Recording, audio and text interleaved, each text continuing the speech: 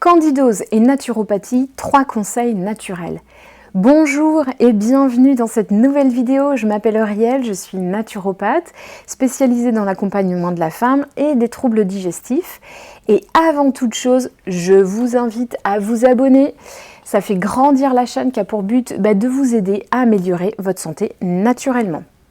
Aujourd'hui, je m'intéresse de près à la candidose. Candidose chronique, on pourrait dire, c'est une maladie qui est assez mal connue en France et qui toucherait environ 40% de la population. En fait, c'est difficile de se faire une idée parce que c'est déjà très mal diagnostiqué encore aujourd'hui. En tous les cas, ça peut vous concerner si vous souffrez de troubles digestifs, d'infections urinaires à répétition ou même d'addiction au sucre. Et ça, j'en ai déjà parlé dans une précédente vidéo et je vous mets le lien ici. Alors, une candidose, c'est quoi ? Eh bien, une candidose, ou plutôt candidose chronique, la maladie, c'est une maladie qui est liée à la présence en excès d'une levure qui s'appelle le Candida albicans, qui est normalement présente dans notre microbiote intestinal. Jusque-là, tout va bien. Sauf que dans le cas d'une candidose chronique, le candida est en excès, il s'exprime, il mute en quelque sorte, sous forme de micelles, dans l'intestin, mais aussi dans le reste du corps, puisqu'il peut, grâce à ces mycéliums, passer la barrière intestinale. Et ça, c'est de la science-fiction. Maintenant, comment savoir si vous avez une candidose ?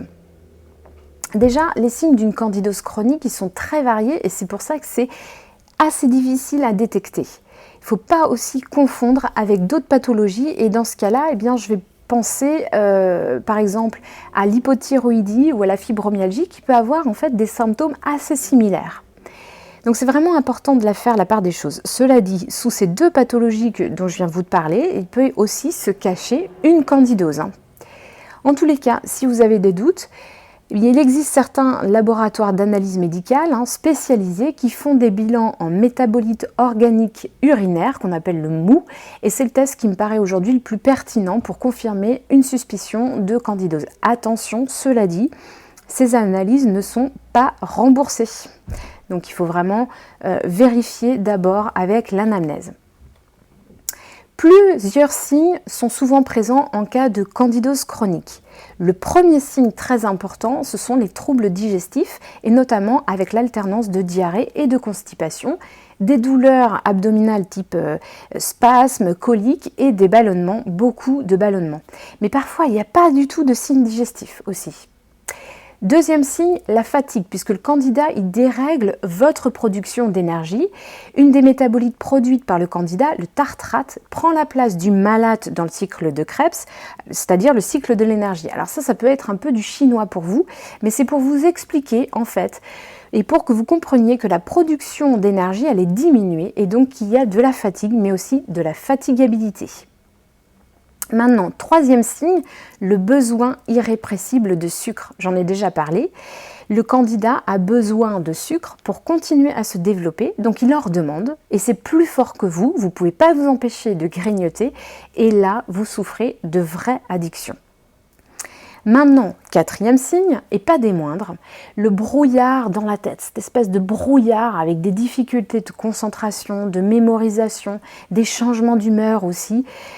Et ça, au quotidien, ça peut être vraiment très handicapant. Donc c'est un signe qui est véritablement à prendre en compte pour pouvoir se dire que vous souffrez de candidose. Cinquième signe pour les femmes, les cystites, les infections urinaires ou les mycoses vaginales à répétition et même des règles irrégulières ou douloureuses. Des études ont montré qu'il pouvait y avoir en fait une candidose qui se cache derrière des troubles hormonaux et notamment l'endométriose et le SOPK, syndrome des ovaires polykystiques.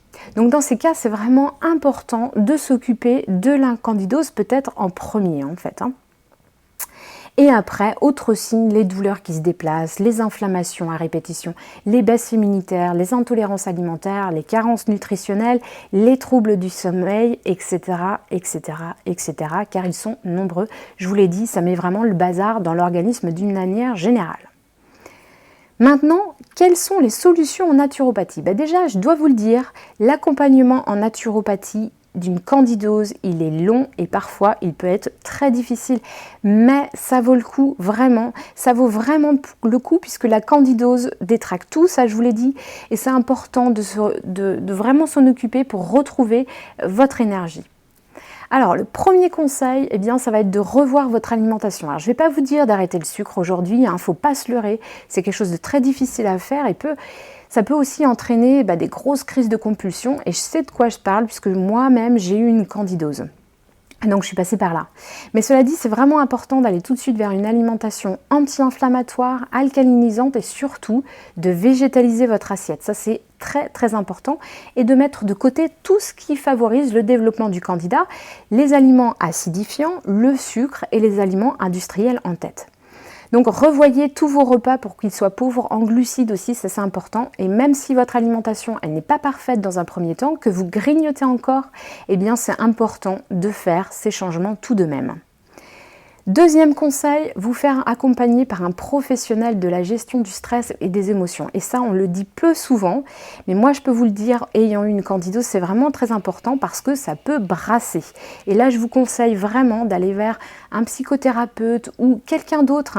Ça peut être intéressant de faire un travail sur vous, d'apprendre à dire non et de ne plus vous laisser envahir. Tout ce qui va pouvoir vous aider psychologiquement et émotionnellement, bien sûr. Troisième conseil, vous faire accompagner par un naturopathe bien sûr, sur l'alimentation, on l'a vu, mais aussi sur les compléments ou les plantes qui peuvent vous aider à vous débarrasser du candida en excès et à faire le nettoyage, le ménage. Il y a de nombreuses possibilités en fait.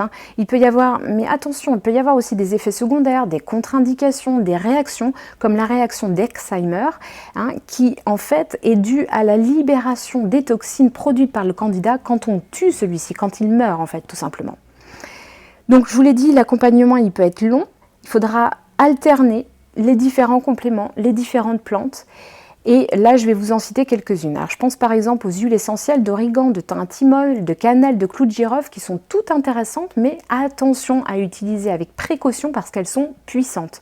Je pense aussi à la chlorophylle ou à la chlorelle, qui sont deux principes verts qui vont assainir et cicatriser au niveau intestinal. Et notamment quand il y a de l'alternance ou de la constipation, on peut y penser. Il y a aussi l'extrait de pépins de pamplemousse qui est très connu et qui agit comme antibactérien naturel. Attention à bien choisir une bonne qualité. L'extrait d'ail aussi va avoir cet effet-là.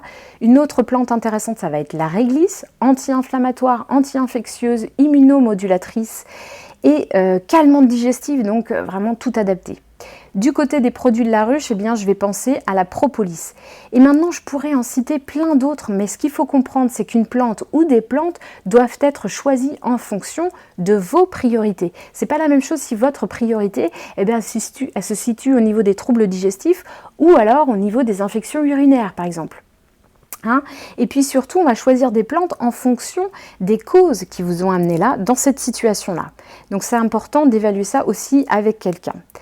Voilà, j'espère que cette vidéo vous a permis d'y voir un petit peu plus clair dans la candidose. Si vous avez d'autres questions, allez voir sur le site naturel.net. Merci et à bientôt pour une prochaine vidéo.